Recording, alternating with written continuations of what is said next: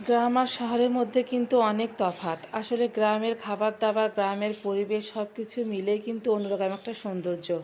তো হ্যালো সবাইকে, সবাই কেমন আছো? আশা করি ভালো আছো আর আমিও ভালো আছি। এখন থেকে ব্লগটা শুরু করছি। আশা করি পুরো ব্লগটা আমার সাথেই থাকবে।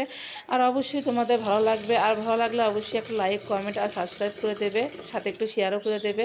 তো যাই হোক, এখানে আমি আজকে রান্না করব আমরা যখন গ্রামে থাকতাম, মানে আমার তো গ্রামে জন্ম, গ্রামে বেড়ে ওঠা।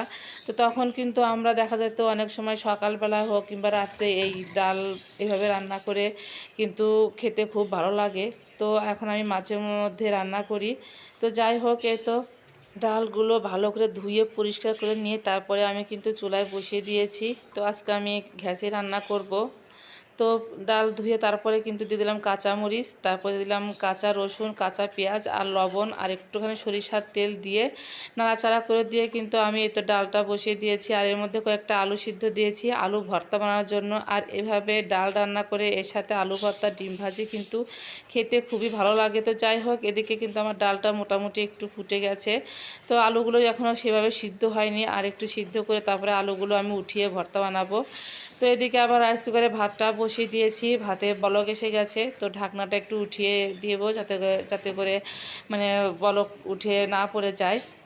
তো যাই হোক, একটু পরে আবার এসে দেখি না, ডালগুলো একদমই গলে গেছে। আর আমি কিন্তু ডাল একেবারে মানে যাতে না গলে সেইভাবেই সিদ্ধ করে নেব, একটু হালকা আস্তে আস্তে রাখবো।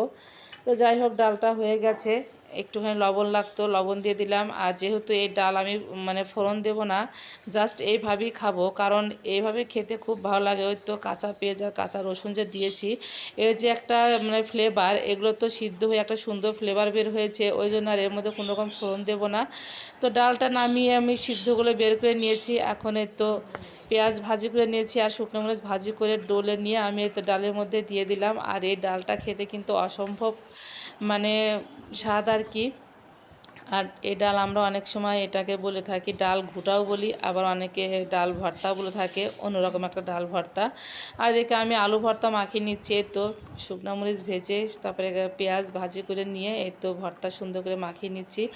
আর এভাবে ডাল ঘুটা আর আলু সিদ্ধ সাথে ডিম ভাজি খেতে কিন্তু খুবই ভালো লাগে। আসলে আমরা গ্রামের মানুষ সবসময় সাধারণ সিম্পল খাবার খেতেই বেশি পছন্দ করি, স্বাচ্ছন্দ্য বোধ মনে করি। আর এভাবে খাবার খেলে অনেক সময় দেখা যায় যত ক্লান্ত শরীরই থাকুক না কেন, দেখা যায় শরীর মন দুটোই ভালো হয়ে যায়।